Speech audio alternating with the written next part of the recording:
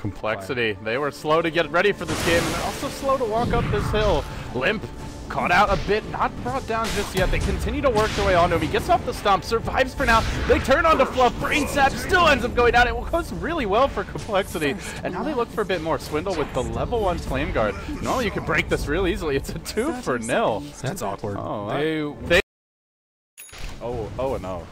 Feels like he's going to become a liability rather quickly. And Centaur, he needs the blink. You look at some other offlaners like Tide, even Void, they can still offer something in the team without the farm, but... Well, he doesn't even have boots. Yeah. Maybe I'm getting too ambitious here for poor Limp. I mean... to back off. So Void goes straight for a Claymore. And now it looks like Ush is going to go Battle Fury Rush. This is not a build we've seen much of lately on Voids. Yeah, it's almost always Mask. This is like the old school Void build. Mask Madison and Maelstrom. Will it? It's close. They sleep him. Now he's... Oh, the courier. Run that little courier away. Biver now surging in. Looks for Fluff as well. They're going to get the second kill. It could be a third if Fog's not able to retreat. He heads to the north. Remnant will chase him down. He falls as well. That's 3 dead. You just can't run from this directly down to your lower bracket. And from there, you're either looking at Cloud9 or E-Hug. Probably going to be E-Hug, but you never know, Ben. Have you seen the new E-Hug roster yet? Yeah, I've seen them. They're decent. Is it the exact same 5 from Leviathan, or...?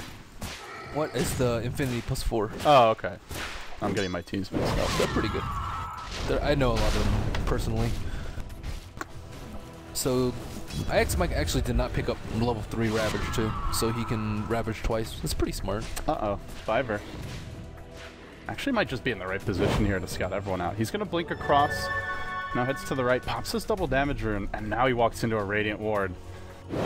I'm not sure if they want to go for him. Wait, what happened to Fluff? Why did his smoke pop? They're going to swing around towards Ush. Not sure. Or Ush is going to swing around towards Biver, but he blinks out to safety and will barely make it out. So Fluff smoke broke. It didn't look like anyone was near him. Did he attack something? I don't know. I saw the other 4, but I didn't see him. Maybe he attacked something. I didn't see anyone else near him on the minimap. They immediately buy another smoke. Fire had the refresher Tide, and it seems that's the go all about this Roshan too. They cannot compLexity cannot give up this Roshan. Fire, they can afford to give it away just because they have so many ultimates, but doesn't seem like they want to though. Find another smoke. They do have the double Ravage. They've got quite an insurance policy for these team fights. They have another gem too. Oh, here they go. Radiant's top tower. Are they going to start? Attack. Actually, they don't have a good way to take Roshan. I guess maybe with Weave, but... Fiver. Is he going to start this Roshan? It's a risky ploy. 12,000 HP on Roshan. Ember cannot take Roshan. He's one of the weakest heroes at taking Roshan. I guess they have the Dazzle heals, but they're definitely going to take a lot of damage in the pit. PC will go in first.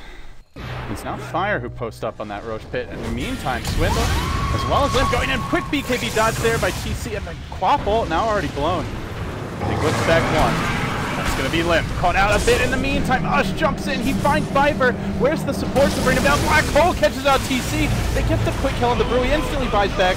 Z-Freak now BKBing in his own right, trying to survive. Ush no chrono anymore, but Ravage is still here. The overwhelming GG button tactics seem to be paying off. Zax Mike gets earned from long range, kept alive for now. Biver back into the fight. He bought back. It's a double buyback now for your Dire squad. So too did the Ember Spirit, but still they're getting run over here. Continuing to lose heroes one by one.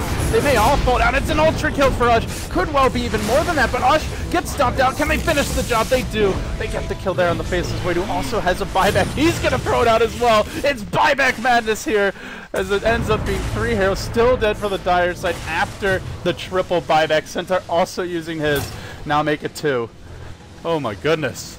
Everybody's spending all their gold in a hurry. This must be Christmas after all. That explains why Roshan's still wearing the Santa hat. TC trapped out now, looking to retreat out. They chase him forward with the Silence. Ush back into the fray. Kronos coined out in 40 seconds. This fight has been going on for so long. He gets caught out though. Remember, he just bought back. If he ends up going down, this could be a disaster. Ush getting dropped low, not finished off just yet. Caught out, Silence, and will fall after an ultra kill. It ends up being a dieback for him. It may be fogged as well. Madness, absolute madness. The compLexity, the last people standing. Count them, read them, and weep. 3, 4, 5, 6 buybacks. And actually several of them diebacks. It's a dieback for the Brewmaster.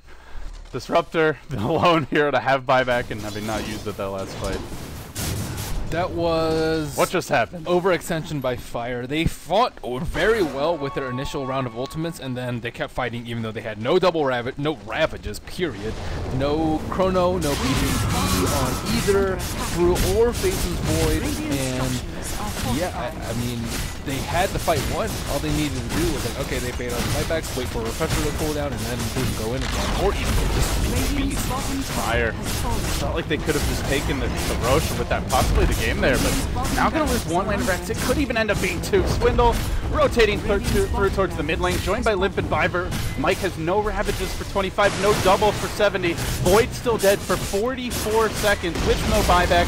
Brew about to respawn, but this is 2 racks. Let's see if compLexity even try to risk it for Megas, or if they play it safe and back off. Remember, they did expend They definitely should take quite a few of their own buybacks. Void doesn't have... Void's not up. What? They're not going for it? Okay, well, to be fair, they have only a Dazzle buyback. So if they stuck around and ended up giving up a bunch of kills, they would be all dead for a long time as well. 4 buybacks used previously. I mean, I think that's a pretty secure... If you just get Megas. I don't know if Fire can even... They don't have that much build. They had no Glyph, there was no Faces Void there, and... I don't know, I think definitely they have Scythe, they have Hex, they have BKBs. Meh. I guess this is the safer choice. They do secure Roche 2 lanes of Rex now, and I guess when everyone's buybacks are on cooldown, that taking the A just becomes more important.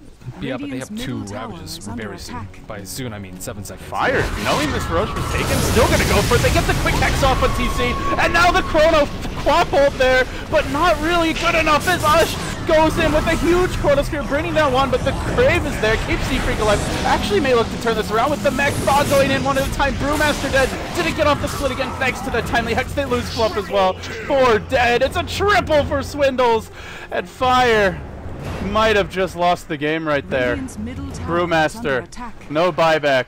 Disruptor has it. GG, well played. We're going to a deciding game 3. Not the game I thought we'd see, but like certainly a barn burner. It was like no action for 15 minutes. And then at the end, they didn't get any Ravages off, even though they had 2, and they didn't get any Brew Ultimates off. Both teams just clumped like crazy. Yeah, that was... It was a wet dream for both teams, but it ends up being compLexity just with the extra buybacks coming out on top and some really well-fought engagements from them. Big showing in the end from Biver and Swindle. The Enigma for Z-Freak, possibly the MVP here with some huge black holes in the clutch, and compLexity forced that deciding game 3. Fire, last time they played them, ran away with it, but in a clean 2-0 sweep, but this time around, compLexity hanging tough. I'm LD, he's Merlin, you guys. We're going to take a quick break. When we return, it'll be your deciding game 3 winner. Moves on to play the winner of Cloud9 versus E-Hug, the loser. Not eliminated, but has a much tougher road ahead of them. Thanks for watching. We'll be right back.